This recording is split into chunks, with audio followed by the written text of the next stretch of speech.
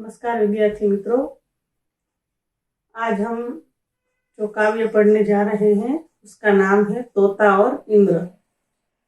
इस काव्य के कवि है श्री नरेंद्र मालवीय जी। नरेंद्र मालवीय जो है बहुमुखी प्रतिभा के साहित्यकार हैं। उन्होंने कहानी, निबंध, एकांकी एवं कविताएं सभी विधाओं में साहित्य लिखा है। तो उनकी भाषा जो है बड़ी ही सरल और सुबोध रही। नरेंद्र मालवीय जी ने यहाँ जो काव्य लिखा है उसके बारे में मैं थोड़ी सी बात आपको बताऊंगी कि पहले तो ये काव्य जो है ये गद्य काव्य है, यानी कि इसमें गद्य की तरह बात कही गई है और एक कहानी है जो कि एक संदेश देती है हमें। तो उस संदेश को लेकर के ये काव्य लिखा गया है।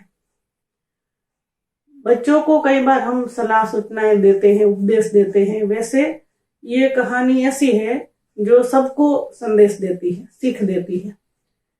तो इस काव्य में कहानी के आधार पर बात बताई है। तो हमारी थोड़ी कई बार क्या होता है कि हमें बहुत कुछ मालूम तो होता है लेकिन हम उसे अपने जीवन में उतारते नहीं हैं।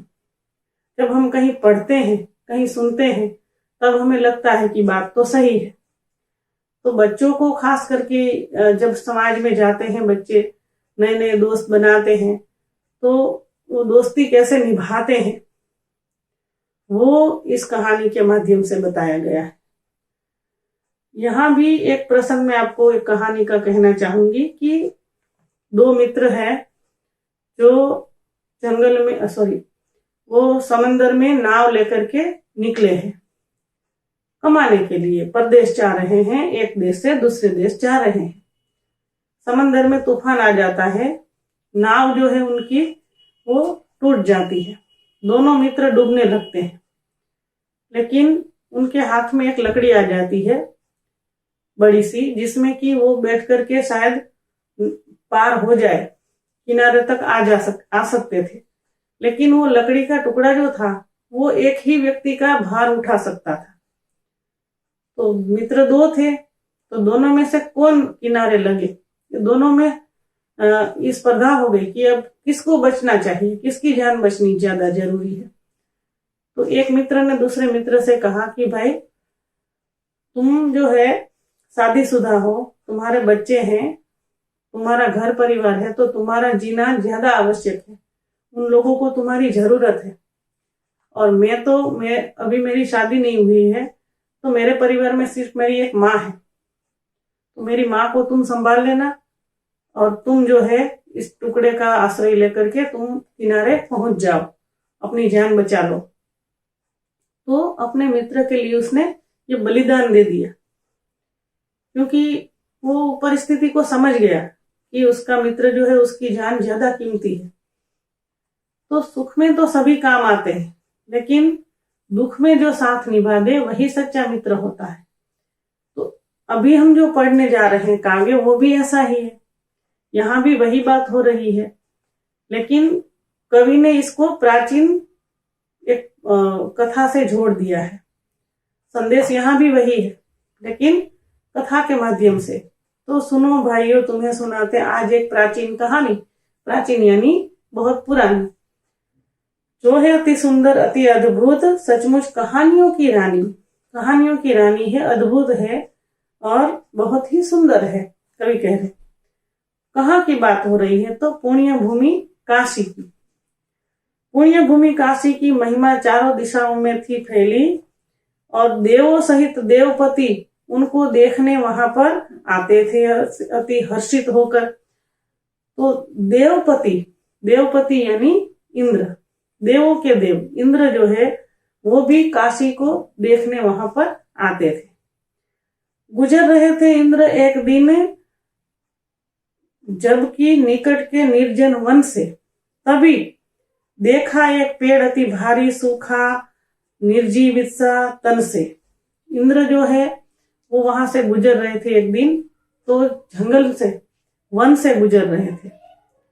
तब उन्होंने क्या देखा कि एक पेड़ जो कि बहुत बड़ा है लेकिन तन से सूख रहा है। ऐसा पेड़ उन्होंने यहाँ देखा निर्जन वन में। निर्जन यानी जहां कोई जनरव ना हो, ऐसा वन, वहां से उन्होंने गुजरते हुए ये देखा। उसके एक खोखले में था तोता एक बहुत ही सुंदर। उस पेड़ के खोखले में, अब पेड़ तो जो है वो एकदम से सूख रहा है, उसके खोखले में एक तोता बहुत ही सुंदर सा उन्होंने देखा कि बैठा है।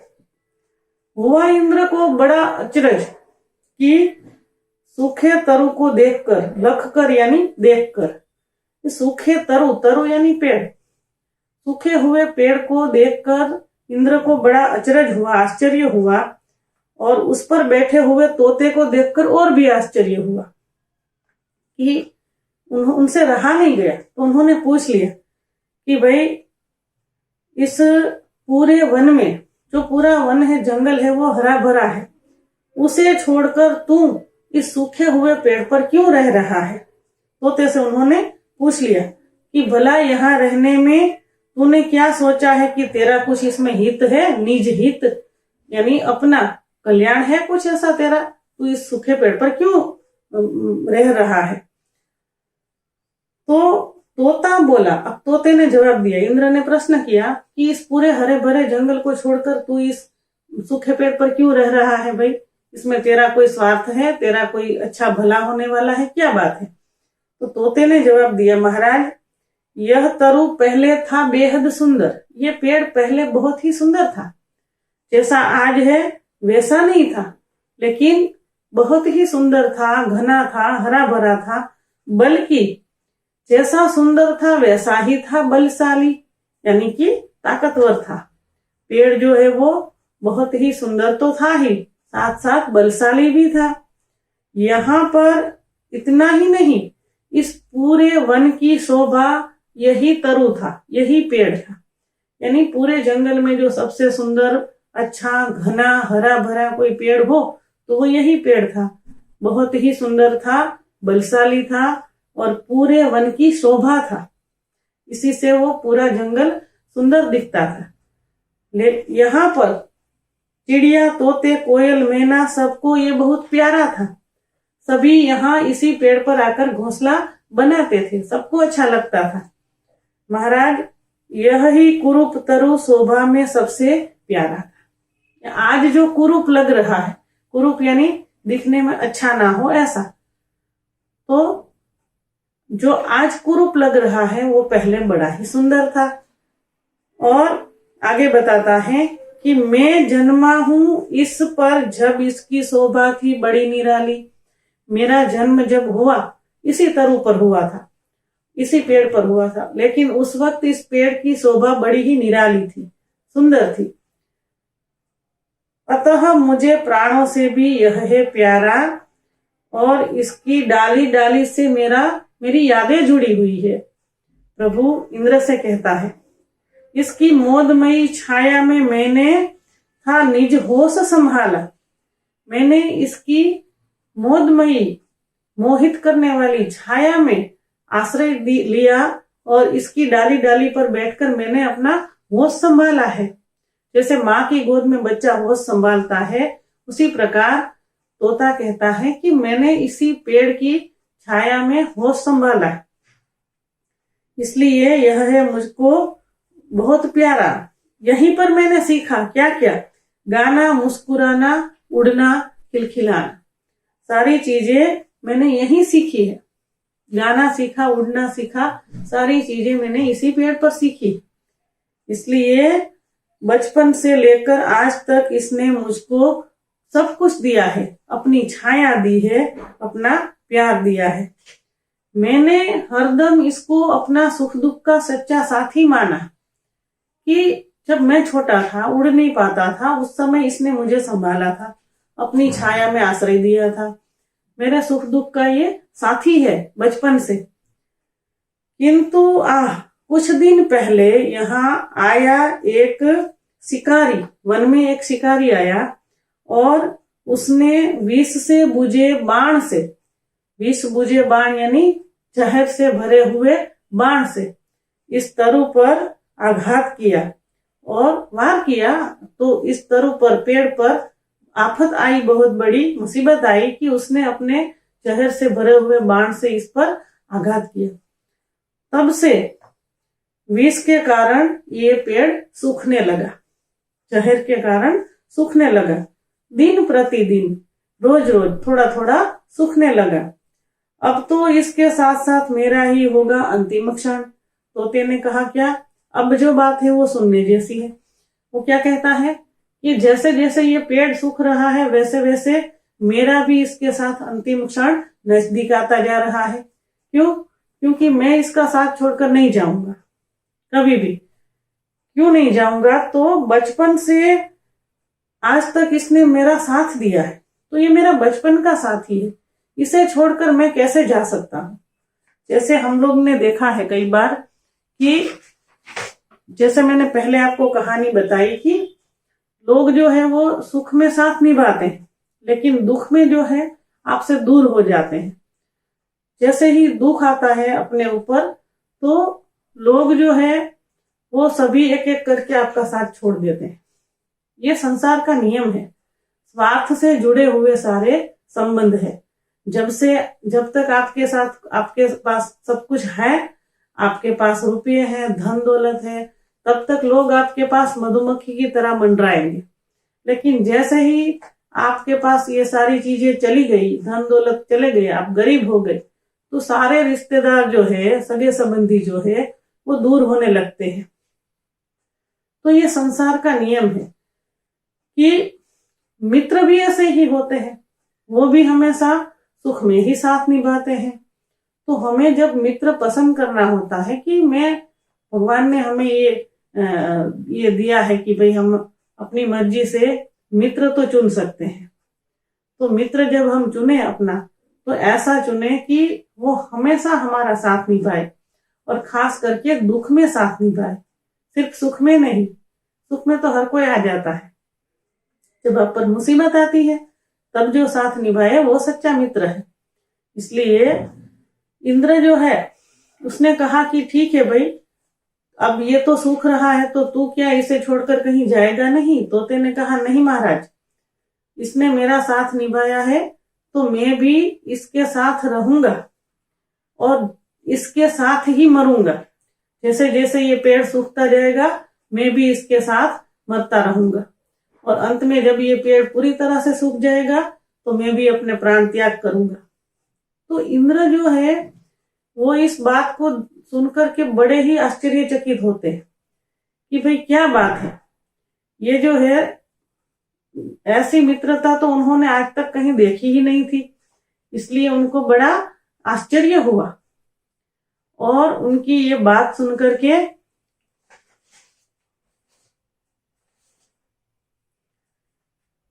इंद्र जो है तोते की यह बात सुनकर के आश्चर्यचकित तो हुए ही, लेकिन फिर तोता कहता है कि यदि मैं जाऊं भी, अगर मैं इसको छोड़कर चला भी जाता हूं, तो क्या कहीं सुख शांति पाऊंगा? अपने बचपन के मित्र को छोड़ करके अगर मैं चला जाऊं तो मैं बड़ा ही स्वार्थी कहलाऊंगा, और इसलिए कहता है कि इससे अच्छा है मैं इसके दुख में थोड़ा हाथ बटाऊं। आज इसके ऊपर मुसीबत आई है तो मैं इसके दुख में हाथ बटाऊं, और अंत में सुख से इसके संग संग में भी मर जाऊं। कि यही अच्छा है कि इसके दुख में मैं हाथ बटाऊं और अंत में इसके साथ साथ मैं भी मर जाऊं। तो दंग रह गए इंद्र कि वाह क्या बात है, ऐसा मित्र दुनिया में हो। तो यह बातें सुनकर दंग रह जाना मतलब कि आश्चर्यचकित हो जाना कि ऐसा मित्र जो है। तो फिर उसने खुश होकर के तोते को वरदान दिया, पूछा कि भाई मैं तेरी इस बात से अत्यधिक हर्षित हूँ, खुश हूँ, प्रसन्न हूँ, बोल तू कुछ भी मुझसे मांग सकता है, तुझे जो मांगना है पंछी तू मुझसे मांग सकता है। तो तुरंत ही तोते ने कहा कि महाराज अपने लिए तो मुझे कुछ चाहिए नहीं, लेकिन मैं चाहता हूं कि ये मेरे जीवन की एक अभिलाषा है, इच्छा है। क्या इच्छा है? कि ये पेड़ जो है, जो कभी था हरा भरा, इस पूरे वन की शोभा था, उसको आप फिर से वैसा ही हरा भरा कर दीजिए। देखिए, तोता अगर चाहता तो अपने लिए भी बहुत कुछ मांग सकता था, लेकिन उसने ऐसा नहीं किया। उसने किसके लिए मांगा? अपने दोस्त के लिए, अपने मित्र के लिए, जो उसके सुख दुख का साथी था। आज उसके लिए उसने भगवान से वही मांगा कि इस पेड़ को आप फिर से हरा भरा कर दीजिए। इंद्र बहुत खुश हुए और कहा एवं अस्तु। तोते से कहा कि जाओ, इस पेड़ को फिर से नया जीवन मिलेगा। और फिर पेड़ ने नया जीवन पाया। शोभा, नई निराली सुंदरता लेकर वो पेड़ फिर लहराया जंगल में। तो कहने का तात्पर्य क्या हुआ इस काव्य का? गद्य काव्य है, जैसे मैंने कहा आपको कि इसमें गद्यात्मक पूरा लिखा है। पद्य जैसा कुछ है नहीं, इसमें गाया नहीं जा सकता है, लेकिन एक कहानी के रूप में आपको बता रहे हैं कवि कि मित्र जो है उसका हमेशा साथ निभाओ, और जब मांगने की बारी आए तो खुद के लिए नहीं बल्कि अपने दोस्त के लिए कुछ मांगो भगवान से। ऐसा बहुत कम होता है। हम लोग तो ज्यादातर जब भी ईश्वर से प्रार्थना करते हैं, याद करिए कि हमने अपने दोस्त के लिए कब कुछ मांगा हो। बल्कि मैं तो एक बात जो है अपने बच्चों से हर बार कहती हूँ, स्कूल में भी क्लास में भी, कि एक बहुत ही सही बात है, सच बात है कि एक फिल्म आई थी 3 इडियट करके, तो उसमें मैंने देखा था कि उसमें एक डायलॉग है कि दोस्त अगर फेल हो जाए तो दुख होता है, दोस्त अगर फेल हो जाए तो दुख होता है, लेकिन दोस्त अगर पहले नंबर पर आ जाए तो ज्यादा दुख होता है। मतलब कि अपने दोस्त की सक्सेसफुल, उसकी सफलता देख करके हमें तो खुश होना चाहिए, लेकिन ऐसा होता नहीं है। हमें मन से दुख होता है कि वो कैसे पहले नंबर पर आ गया। तो कहने की बात यह है कि हमें उसकी सफलता पर खुश होना है, बल्कि उसके दुख में हिस्सेदार बनना है। दोनों चीजें करनी चाहिए। ये मित्रता जो है, सुदामा और कृष्ण की मित्रता, अर्जुन और कृष्ण की मित्रता, बहुत सारे उदाहरण हमारे पास है। तो उसको माध्यम बना करके भी आप प्रश्न के जवाब लिख सकते हो कि तोता और इंद्र जो है दोनों का संवाद है इसमें, कि एक संवाद काव्य, दोनों के बीच में बातचीत हो रही है। काव्य का साहित्य प्रकार है संवाद काव्य। अगर प्रश्न पूछा जाता है तो आप ये लिखिएगा कि इस काव्य का साहित्य प्रकार है संवाद काव्य, दोनों के बीच में बातचीत हो रही है। तो संवाद के माध्यम से कवि ने बताया है कि किस प्रकार एक निर्जीव पेड़ और जीवित तोते के बीच में जो मित्रता है, दोस्ती है, हमें भी होती है। कई बार हमें अपनी चीजों से बहुत ज्यादा प्यार होता है। किसी को अपने स्कूटर से प्यार होता है, किसी को अपनी गाड़ी से प्यार होता है। उसी प्रकार ये तोता जो है उसको पेड़ से। तो वहां पर कवि इसके माध्यम से हमें ये समझाने की कोशिश करते हैं कि मित्रता जो है वो इस तरह से हमेशा निभानी चाहिए। ये सुख में ही नहीं बल्कि दुख में भी हम अपने मित्र का साथ दे, अंत तक साथ निभाए। ठीक है, तो ये काव्य है आपका, कंप्लीट होता है यहाँ पर। और इसके अंदर जो 3-4 प्रश्न निकलेंगे वो मैंने कहा मुख्य रूप से, एक तो काव्य का साहित्य प्रकार, कवि का नाम है, और काव्य में से हमें क्या सीख मिलती है। ये आप लोग जो है इसके कुछ शब्द ऐसे हैं, जैसे लखकर है, तो लखकर का मतलब होता है देखना। तो शब्दार्थ एक बार अच्छे से देख लीजिएगा, इसके लिखते समय ध्यान दीजिए कि शब्द का मीनिंग क्या होता है। ठीक है, तो यहाँ पर ये काव्य हम कंप्लीट करते हैं। धन्यवाद।